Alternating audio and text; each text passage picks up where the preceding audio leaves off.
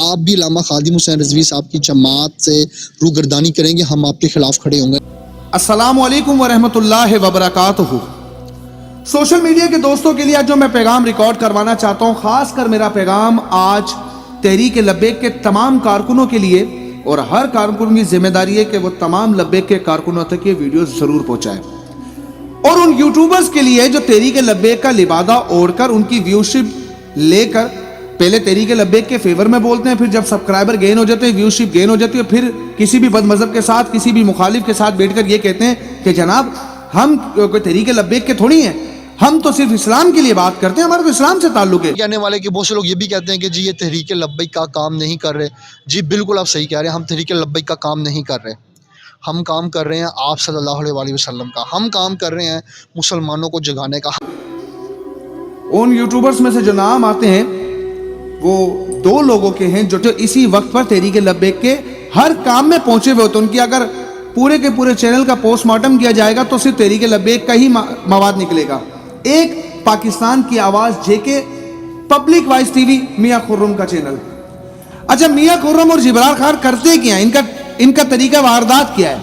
ये तरीका वारदात इस तरह है कि ये एक ही टॉपिक को बार बार बेचते हैं और एक दूसरे से अदला बदली करते हैं। वही मवाद, एक ही बंदे का इंटरव्यू दो लोग करते हैं, पहले एक मियां खुर्रम करेगा, फिर जिब्रार खान करेगा, फिर अलग अलग तरीके से उनको अपने चैनलों पर डाल दिया जाता है। अच्छा, फिर क्या करते हैं, पहले बोलते हैं कि बिलावल भुट्टो का मुकाबला साद रिजवी, वो बिक गया। फिर मार्केट में लाते हैं इमरान खान का मुकाबला साद रिजवी, वो बिक गया। फिर आता है जनाब शहीद सियालवी का मुकाबला साद रिजवी। हालांकि अगर लब्बैक वाले सिर्फ उससे सादा सा सवाल करे, भाई मुकाबला किस चीज का है इन लोगों से, नहीं, वो सियासी जमातें मुकाबला करने के लिए हमेशा शख्सियतों के दरमियान मवाजना करना पड़ता है। साद रिजवी का मवाजना है ही नहीं किसी के साथ, तो किस चीज का मुकाबला? लेकिन तहरीक लब्बैक वालों को बेवकूफ बनाना है। उसके बाद एक ऑडियो लीक निकलती है, ऑडियो लीक के ऊपर जनाब ये इधर उधर भागते हैं, पहले साद रिजवी ऑडियो लीक, साद रिजवी ऑडियो लीक, उसका मौकफ साद रिजवी अच्छा। फिर उसी ऑडियो लीक करने वाली खातून को मियां खुर्रम साहब फोन करते हैं और कहते हैं मैं आपका इंटरव्यू करना चाहता हूं, जबकि वो लड़की प्रॉपर तौर पे निगलेक्ट कर रही है कि मुझे आपसे बात नहीं करनी, मुझे कोई इंटरव्यू देना। लेकिन ये जनाब तरले कर रहे हैं। तो मैं चाह रहा था कोई इंटरव्यू के लिए आपका कोई टाइम मिल जाता। नहीं सर, सॉरी, अभी तो मेरी कोई ऐसी इंटेंशन नहीं है।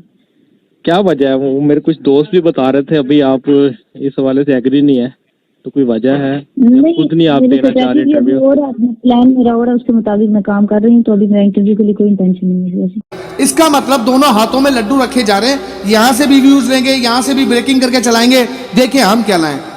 फिर कहते हैं जनाब पेट्रोल सस्ता हो गया, हमारी आवाज फला जगह तक पहुंच गई, हमारा चैनल। हालांकि देखा जाए तो 60,000 सब्सक्राइबरों का क्या चैनल होना है, लेकिन पागल हो चुके हैं, हजम नहीं हो रहा, जैसे पता नहीं कितने लाखों लोग इनको सुन रहे हैं। तो जनाब अब इन्होंने क्या करा, उसके बाद साद रिजवी कहीं से गुजर रहे थे, उनको देखा, उनसे वही सवाल 75 रुपए का नोट लिया है, उसको इतना बेचा कि लोगों के दिमाग में वो नक्शबंदी साहब का इमेज ऐसा बना दिया कि उन्होंने बड़ा गुनाह कर दिया और अब बस उसकी कोई माफी नहीं है।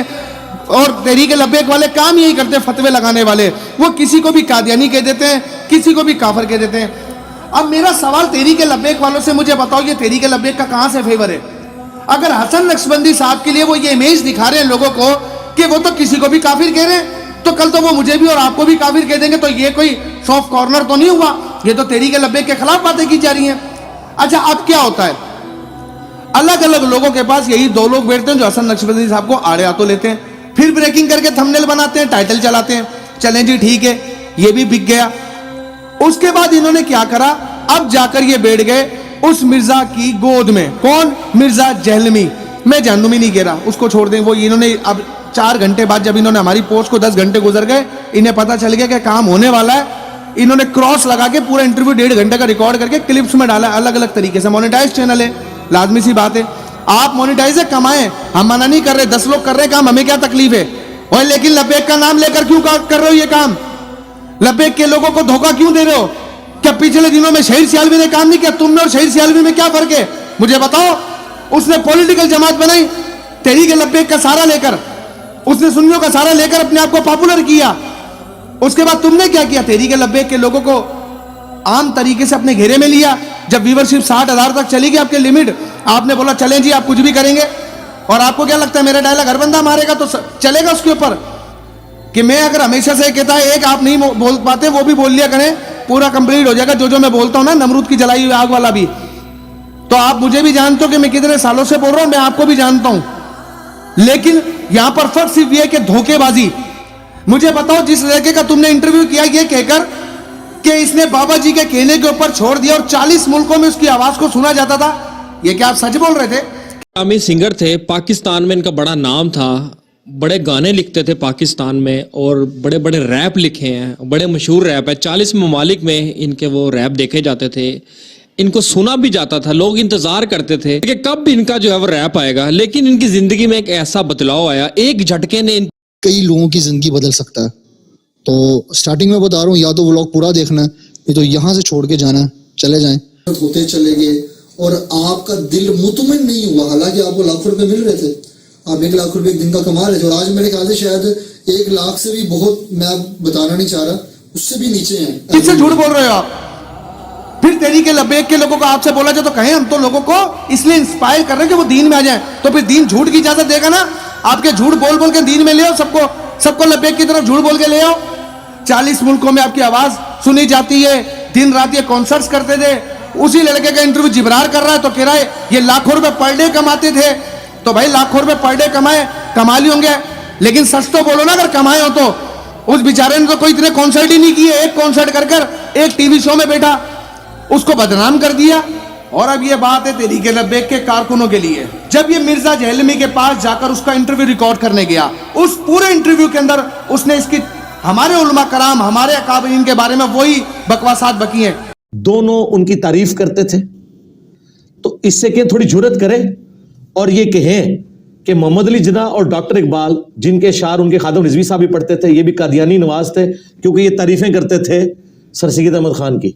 वाले भी तो हम से एक और बड़ा आजकल ना एक मसला बड़ा चाह रहा है कि जो 75 के नोट के ऊपर सर सैयद अहमद खान की तस्वीर है, हसन नक्शबंदी साहब ने उसको फाड़ के कहा कि ये कादियानी है।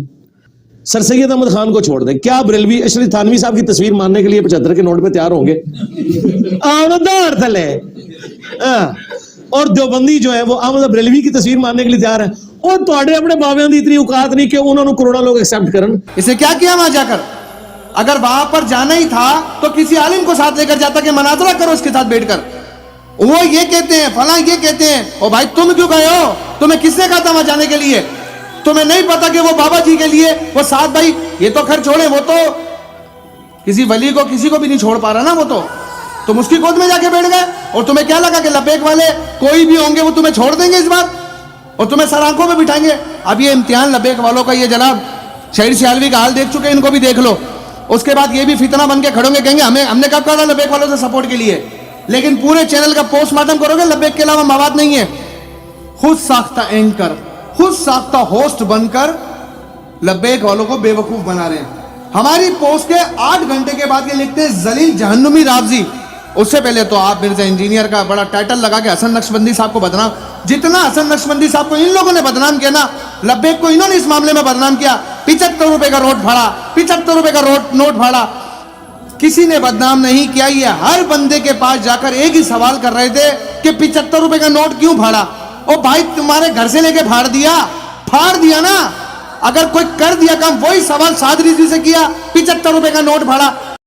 और दूसरा एक 75 के नोट के हवाले से सर सैयद पे एक बात हो रही है, उसके हवाले से आपका भी मौक़िफ़ आना चाहिए, आप क्या कहते हैं उस पर? सर सैयद साहब के मौके पर जिन्होंने बात की, आप उनसे मौक़िफ़ लें, वो आपको जानदार तरीके से देंगे। दूसरी बात यह है कि ऑडियो के हवाले से तो वो कोई भी घर में बैठकर जो मर्जी बात कर दे, उसका जवाब थोड़ी होता है। मैदान की बात होती है ना, हम मैदान से कल गए हैं ना आज गए हैं, अल्हम्दुलिल्लाह खड़े हुए हैं और हुजूर की नामूस के लिए, ख़त्म नबूवत के लिए हम नहीं, हमारी आने वाली नस्लें भी कुर्बान हैं। मसला क्या है 75 रुपए के नोट के साथ तुम्हारा? लेकिन अपने चैनल पर टीआरपी जाके, मेरी बात पर यकीन है, मैं फिर कहता हूं पोस्टमार्टम कर लो, पूरा मवाद तहरीक लब्बैक का निकलेगा, लेकिन बदनाम भी तहरीक लब्बैक को कर रहे हैं। मैं तमाम लोगों को कहना चाहता हूं, अगर अब भी अपनी आंखें नहीं खोलोगे, हमारा प्लेटफॉर्म, ये हमेशा कहते हैं, हम मेरे एडमिन से रब्ता कर लें, अगर इनको लगता है इन्होंने झूठ नहीं बके, इन्होंने झूठ नहीं मारे, 40 मुल्कों के कॉन्सर्ट्स और उनकी लाखों रुपए अर्निंग, तो जब दिल चाहे मुझसे बात कर लें, एडमिन से रब्ता करें, मुझसे बात कर लें, मैं इनको सबूत देने को तैयार हूं कि झूठ का कारोबार करके दीन का नाम ले रहे हो, दीन को इस्तेमाल कर रहे हो।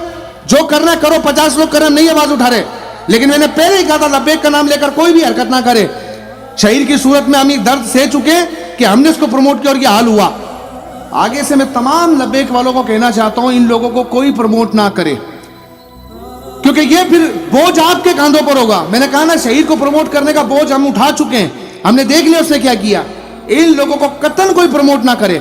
या इनके लिए एक ऑप्शन है जो बाबा जी कहते थे, माफीनामा जारी करो, अपना माफी मांगो। तमाम लब्बैक वालों से अगर काम करना चाहते हो, मैं किसी का काम नहीं बंद करना चाहता, लेकिन माफी मांगो कि आइंदा हम ये काम नहीं करेंगे। हम किसी भी बदअकीदा के पास हम तहरीक लब्बैक का मोरल खराब नहीं करेंगे, वरना कोई भी तहरीक लब्बैक का शख्स इनको सपोर्ट और प्रमोट अब ना करे। अस्सलाम वालेकुम वरहमतुल्लाहि वबरकातुहू।